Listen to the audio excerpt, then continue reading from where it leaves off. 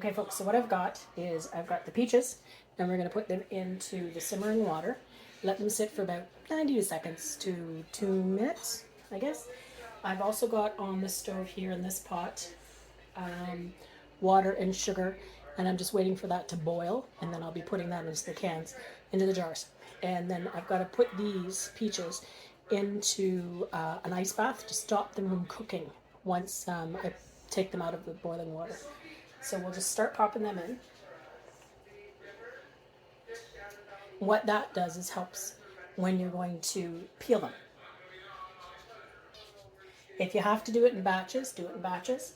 In this case though, hopefully I have enough room for all of them at once. Okay, so there we go. So I'm just going to take them out. And we'll pop them in here. I don't care about the water because it's going to melt the ice anyways. And all we're doing here is getting the peaches to stop cooking is what we really want you to do. So you can feel how the skin's just peeling right off. That's perfect. All peeling. So what we're going to do is we're going to peel the skin off.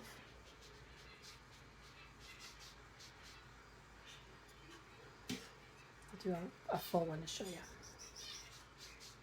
And it should just peel right off. It's going to be a little messy. It's pretty juicy.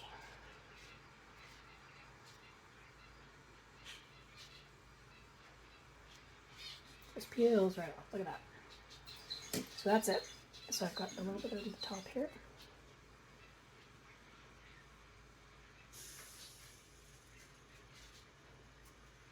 I'm just putting it back into the bowl, ice bowl. Okay, and then we're going to cut it in half around the pit. See if they pull apart.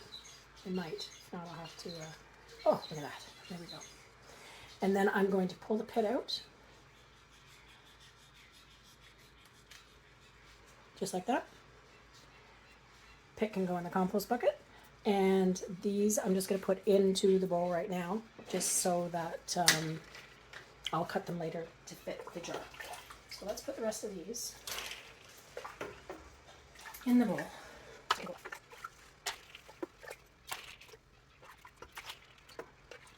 You don't want to leave them in your hot water for too long, because then they will actually cook and get very, very, very soft.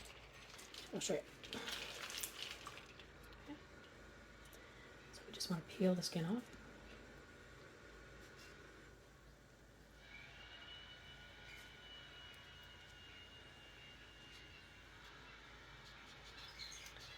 Okay, and then because these have been sitting for a couple days now on my dining room table, I'm getting some spots, so I'll just cut those out.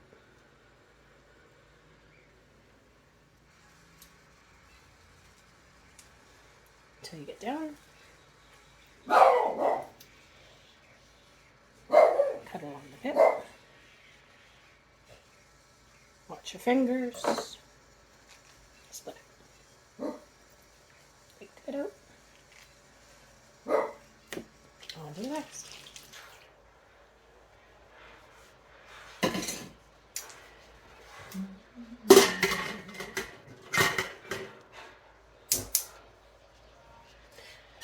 So I filled up a steam canner. This is the same thing as a water bath canner, but it's just based on steam instead of a full gallon thing of water. What I'm going to do is wait until it gets a little hotter, but I'm going to sort these peaches out. So there's what we ended up with. Nice big bowl. I've already washed the jars.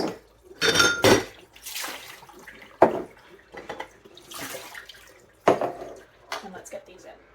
So I'm going to do them in quarters.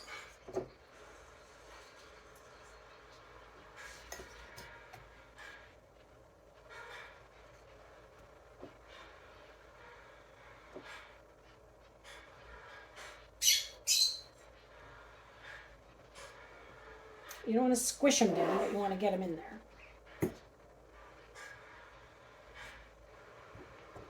And then we're going to put the simple syrup on top.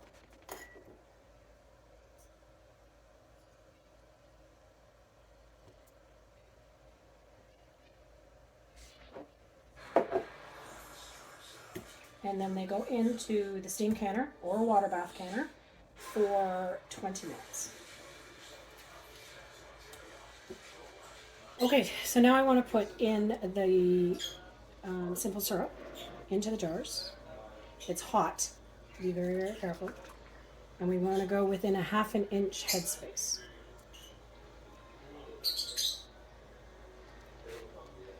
Okay. So about like that. Let's get these all filled up.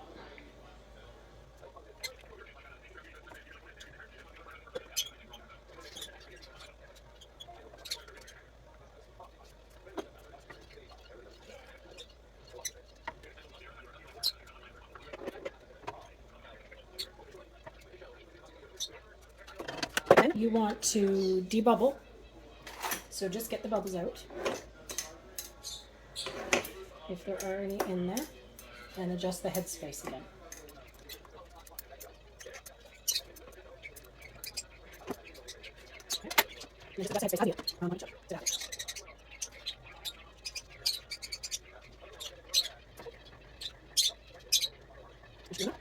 Okay, and then you do want to make sure that you wipe your lids because of the sugar and the peaches that might be on there.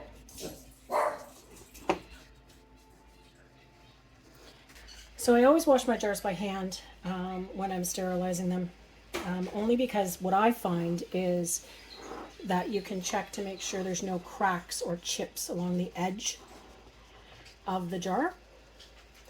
And then when you've packed it, what you want to do is wipe it off again, because you want to make sure that you get all of the peaches off the top rim, or the sugar or the salt, depending on what you're doing, because you want to make sure that it seals properly. And if there's something there, you could compromise the seal of the jar itself.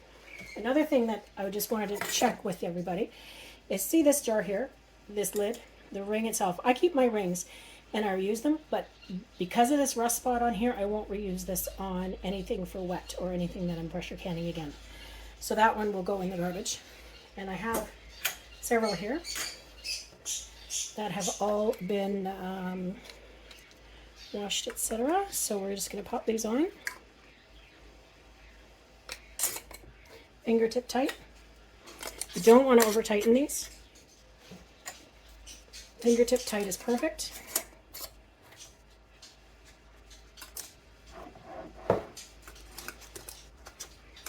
If you were to do them too tight, and if you're pressure canning instead of water bath canning, and I've never had it happen on water bath canning, but if you did them too tight, you may compromise the lid as it's sealing in your pressure canner, and it may buckle. Oh, I thought I had no jar lids. Okay, I have to get two more. There we go.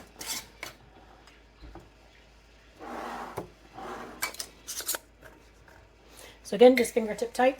These are not sealed yet. Okay, so this is the steamer. It's the same as a water bath canner. So you can put the jars in here. It's already starting to heat up the water. And I think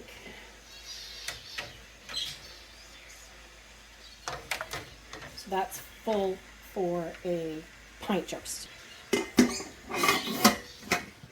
Make sure it's fit down. There we go.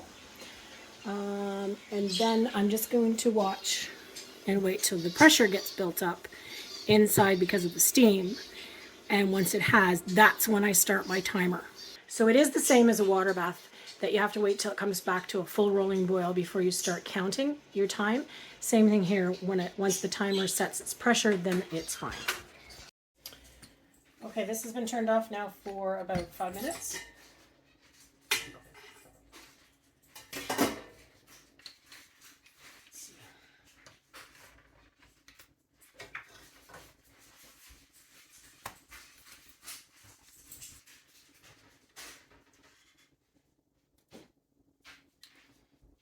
Okay, so let me just bring you down a little bit.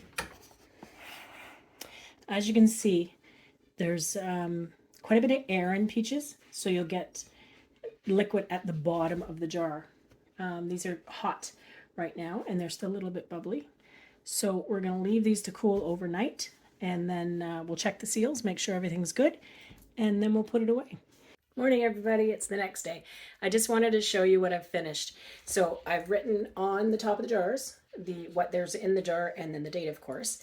And I've given them all a good wash to make sure that there's no stickiness on the outside, because I don't like that. And that everything did seal. So they're all sealed. So I've got 8 jars of peaches for the winter, and that'll be fantastic. So I hope you liked the video. If you did, like and subscribe, of course. And we'll talk to you again soon. Have a great day.